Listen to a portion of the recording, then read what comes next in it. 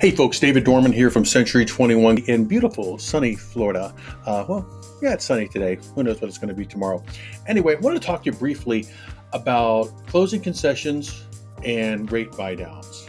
Because lately, with a lot of the deals we've had come in, we may get a full price offer, but we'll get a concession requested for maybe 1%, 2%, sometimes as high as 6%. And the question is, what does that mean? Does that mean the buyer doesn't have enough money to pay their own closing costs? Usually that's not the case. And here's what it really is in today's current market. With interest rates being as high as they are, up in the sevens in many cases, maybe the upper sixes if you're lucky, a buyer has an opportunity to do what's called a rate buy down.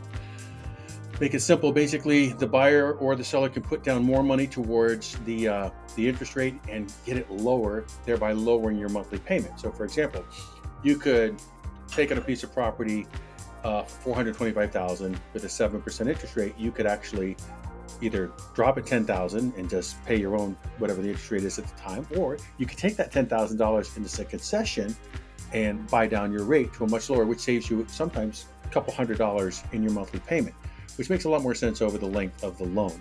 Obviously, if you're paying cash, it doesn't make much sense. But bottom line is, there are a lot of different ways and reasons to use leverage closing costs into your transaction. So if you're a seller considering taking an offer, but you're upset about the closing cost concession, just remember, it's not always about how much money the buyer has, because the reality is with a rate buy down, a buyer can't buy down the entire rate themselves. They have to get the money from the seller. That's why we're seeing that more and more frequently. So for this and any other questions, feel free to give me a call, 407-948-8295.